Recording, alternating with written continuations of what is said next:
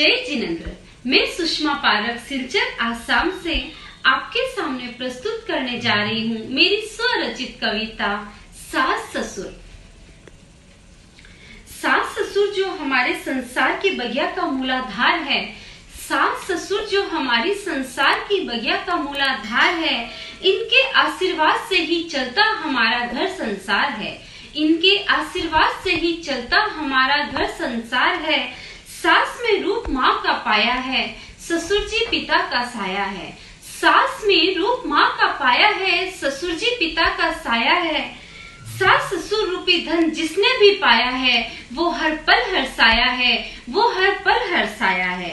माँ ने कली खिलाई, माँ ने कली खिलाई, बड़े प्यार से फूल हमें बनाया है। माँ ने कली खिलाई, बड़े प्यार से फूल हमें बनाया है। इस फूल की सुगंध को सास के प्यार ने महकाया है।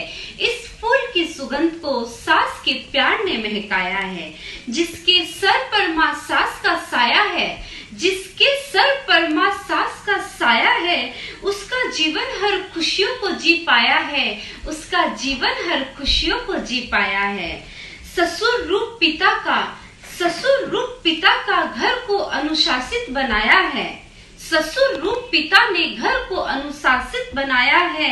ससुर जो रूप है पिता का, ससुर जो रूप है पिता का, उसने ही कठिन प्रयासों से अपने बच्चों का घर महकाया है, अपने बच्चों का घर महकाया है। इनके एहसानों का हिसाब कभी समझ ही नहीं आया है। इनके एहसानों का हिसाब कभी समझ ही नहीं आया है। बड़ भागी वो परिवार है, बड़ भागी वो परिवार है, जहाँ सास ससुर का साया है, जहाँ सास ससुर का साया है। दादा दादी के रूप में, दादा दादी के रूप में हमारे बच्चों ने अनमोल धरोहर को पाया है। दादा दादी के रूप में हमारे बच्चों ने अनमोल धरोहर को पाया है। उनके होने से ही बच्चों के जीवन में एक अद्भुत आनंद समाया है। उनके होने से ही बच्चों के जीवन में एक अद्भुत आनंद समाया है। जहाँ माँ बाप का साया नहीं होता, जहाँ माँ बाप का साया नहीं होता, वो घर घर होकर भी आशियाना नहीं होता। इनके आशीर्वाद से ही हमारे घर की बगिया महकती है। इनके आशीर्वाद से ही हमारे घर की बगिया महकती है।